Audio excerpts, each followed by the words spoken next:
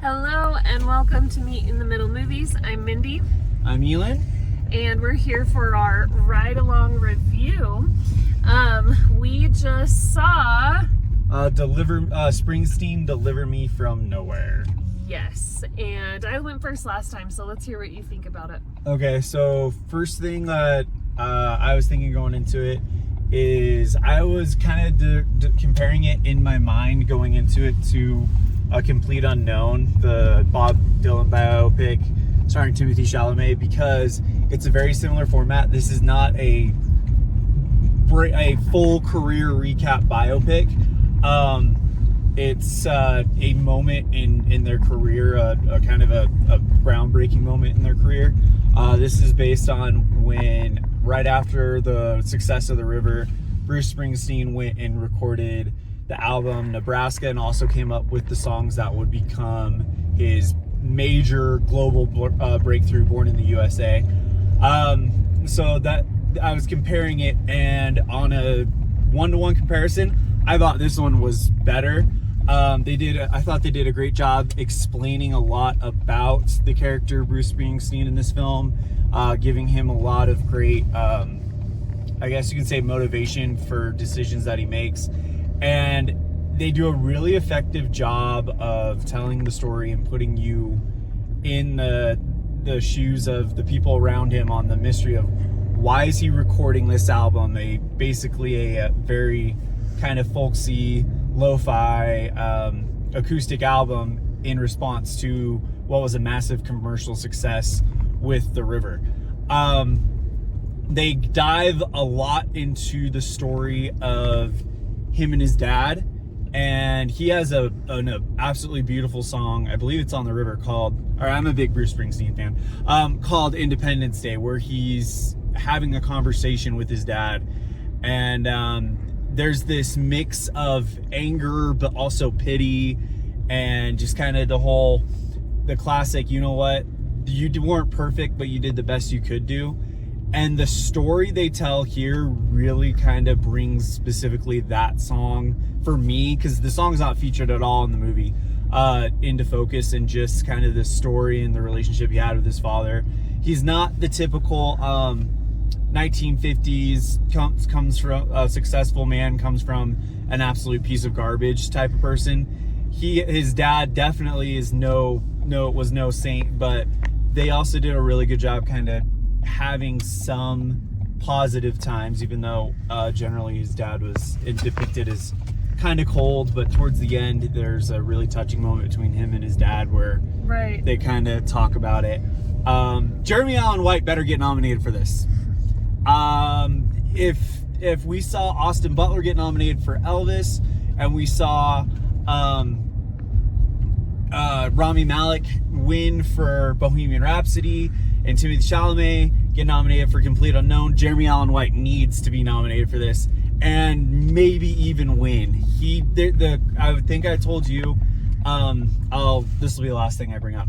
I think I told you, what shocked me at the very beginning was he doesn't do anything super transformative in this role, but there is a look in his eyes and his presence where you actually cannot recognize the same actor from The Bear. Like, it is so crazy. I really enjoyed it. My only complaint is it could have been 20 minutes shorter. It really tugged on the heartstrings as someone who lost his dad to dementia because of some of the things that he kind of goes through in this film, and some of the things that his dad kind of goes through. One incident in specifically, but yeah, I really liked it. Okay. Oh, and it did make my top 10. It's my new number 6. Number 6. Okay, and what's your overall score for it? My overall score for it is going to be a 7-2. 7-2. Yeah. Okay, very nice. I'm coming at this movie from a little bit of a different angle. I knew virtually nothing about Bruce Springsteen besides what maybe everybody kind of knows. And I have to say that this was one of the most effective stories I've ever seen at really, how do I say, depicting what depression can look like. I know it can look like a lot of different things for different people, but I thought this was a very grounded, very heartfelt story about somebody struggling with depression. And I liked that it didn't just follow the classic biopic format. I agree that it did a better job than A Complete Unknown at doing that window of time kind of approach, where you just see a little piece of Springsteen's life. You don't get the entire story, but it's still, the way that this one did it better was we still got a foundational understanding of why he is the way that he is, what he's struggling with, what this album was all about. And I just think that it was really beautifully done, effectively done. It took a while to get going for me.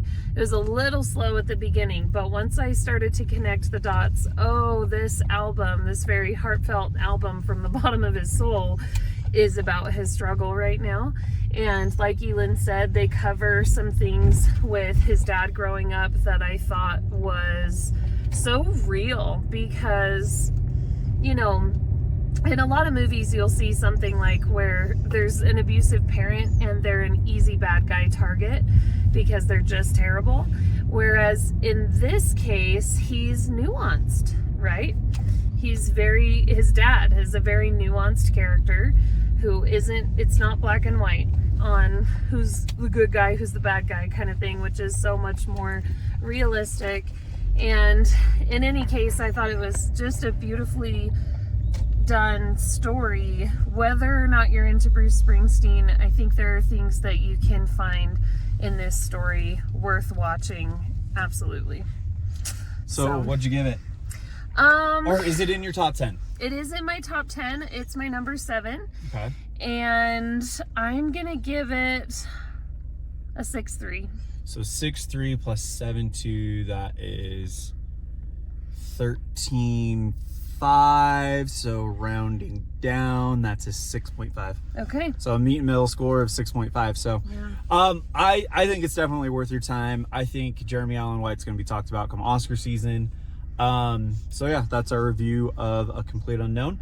Next week, we're going to go see another big Oscar hopeful, Emma Stone in Bugonia. So that's going to be really interesting.